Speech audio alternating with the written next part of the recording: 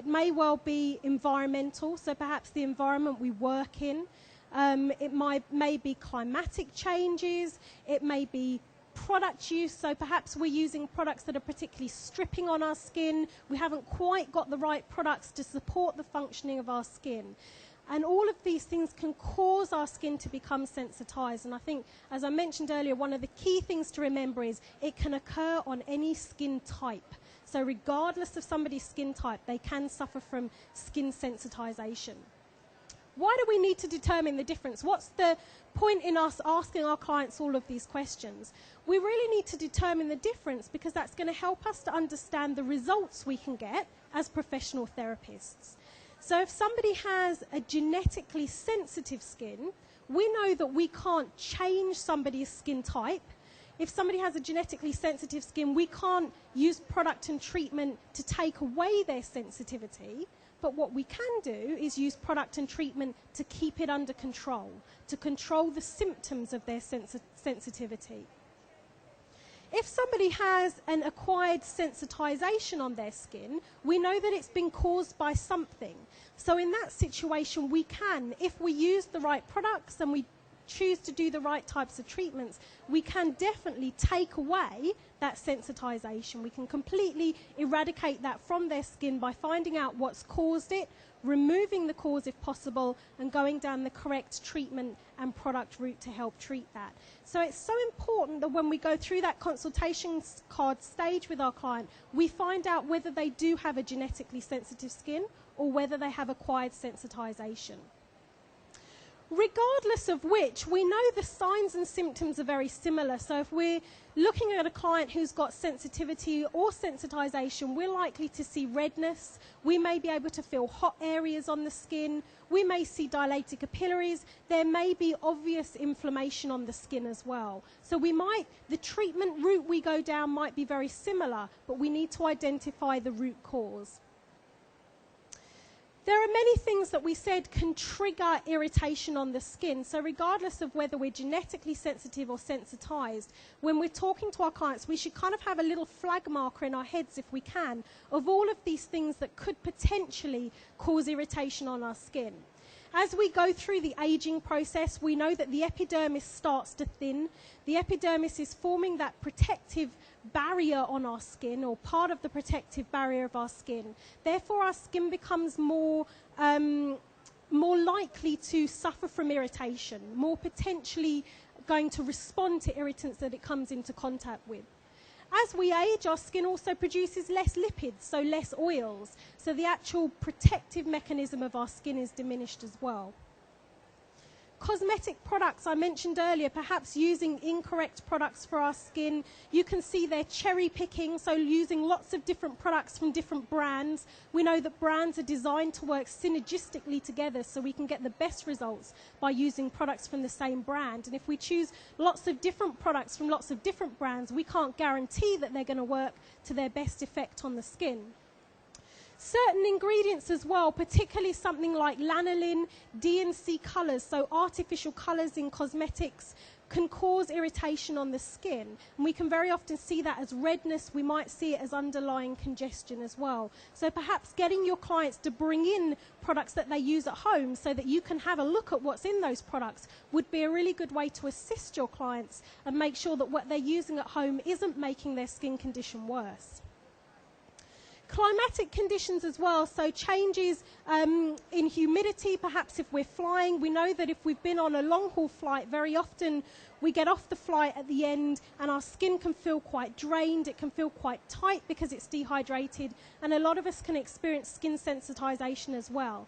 Very often on long-haul flights, we're going to nice, hot, sunny destinations. So we get off the plane with a dehydrated skin, a slightly sensitive or sensitized skin, and then we go out into full direct sunlight. So protecting our skin and understanding that that can potentially cause irritation is so important. In addition to these, diet. So somebody who has, unfortunately, excessive alcohol consumption, somebody who perhaps likes their spicy food, dairy, you can see monosodium glutamate as well. Monosodium glutamate is used as a flavor enhancer. It's very often found in things like crisps. certain crisps and products that you just can't put down, you just have to keep eating, very often have monosodium glutamate in. It's that draw factor that makes you go back and back for more, but potentially is very, very irritating on the skin. So thinking about lifestyle advice, we can really also have a look at our client's diet to see whether it's also influencing the amount of irritation they're experiencing on their skin. Hormones as well, hormonal fluctuations, particularly in women, we know can cause all sorts of changes and all sorts of imbalances in the skin, and can also lead to irritation, sensitivity and sensitization. Particularly we can see at the key stages there where we know our hormones go through massive surges. So maybe puberty, pregnancy and menopause would be key areas to consider perhaps a hormonal influence. Environmental assault earlier, and we said that not only thinking about the environment externally, but also thinking about our homes, our offices, perhaps schools, work environments, what types of chemicals and pollutants are there in the air there. And the ozone levels, and we discussed ground level ozone, that potentially toxic gas that sits at that ground level area.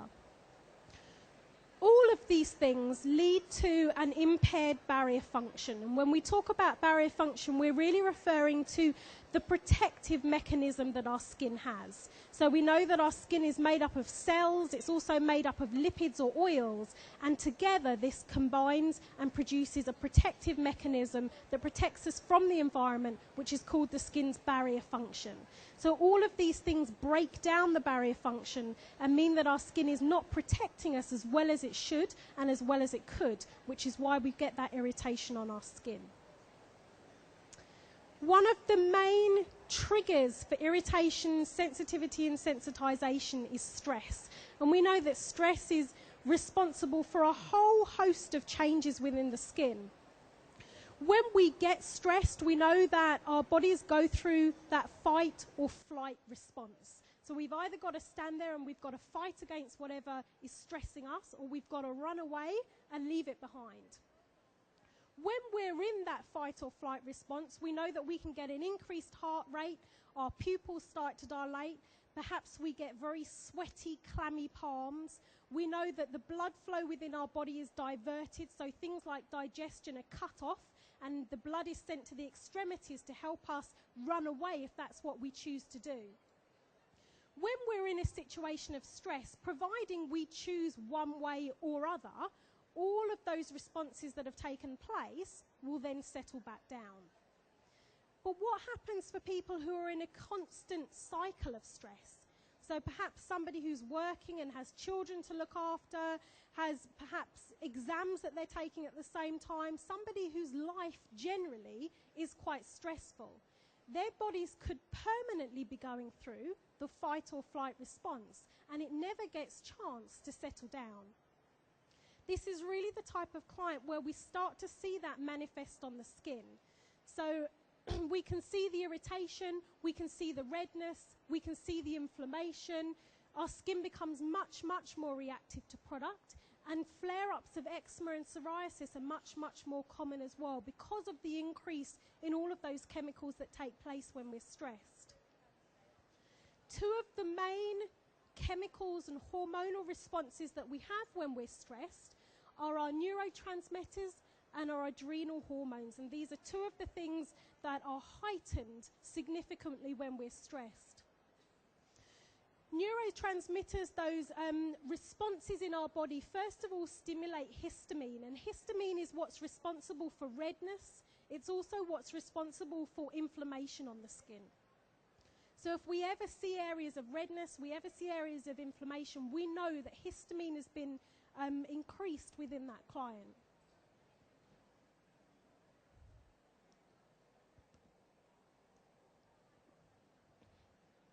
Along with the redness and inflammation, we're going to find that the skin is much, much more sensitive.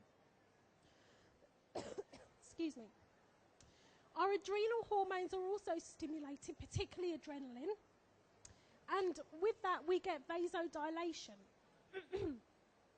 Vasodilation means that we have a longer exposure to cortisol, and we also have a longer exposure to testosterone as well.